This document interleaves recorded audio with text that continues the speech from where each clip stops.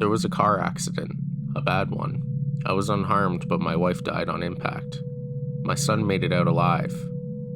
I guess you can call it alive.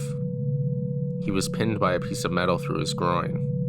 Someone at the hospital said it was a miracle he didn't bleed out. I would have believed them if he didn't burn while he was pinned. The fire started under the hood and moved backward. While I stood and watched, helpless, I saw Diane's hair and clothing ignite. Soon after, her skin started to steam and split, and once the moisture evaporated, she began to char. But she'd been killed by the accident. This was just extra. Cam, however, was alive, and he saw the fire coming towards him. Before he was licked by the flames, the heat had taken a toll. Even from the back seat, his skin started to blister. He screamed and screamed. Some of it was unintelligible, but a good portion of it was him begging me to help. He was completely out of my reach, so I watched him burn.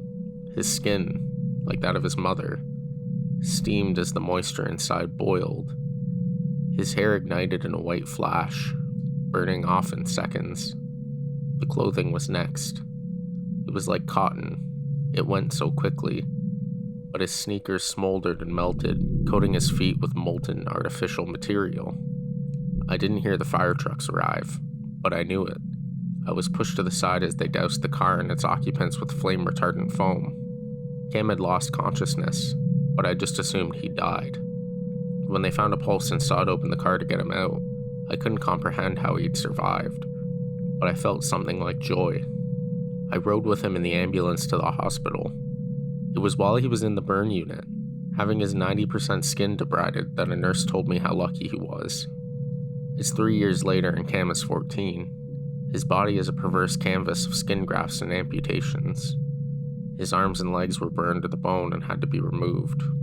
While in the burn ward, a staph infection developed in his lower jaw, which also had to be amputated.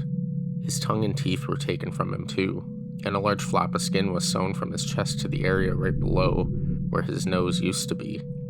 Now his neck is forever craned down. His eyes were unscathed though. He had the presence of mind to cover them with his hands before they could be destroyed by the fire. It must have been that luck they said he had. Now I can feel the heat of his glare whenever I'm nearby. It's as if he wants to tell me something, but that's supposed to be impossible. He hasn't demonstrated the ability to communicate at all since the accident. I know differently. I think he's just biding his time. For what, though? I'm too frightened to imagine. But the signs are there.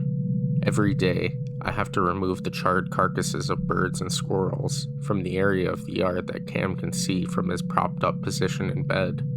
I keep thinking back to how he must have felt as I watched him burn. His glare tells me he hasn't forgotten.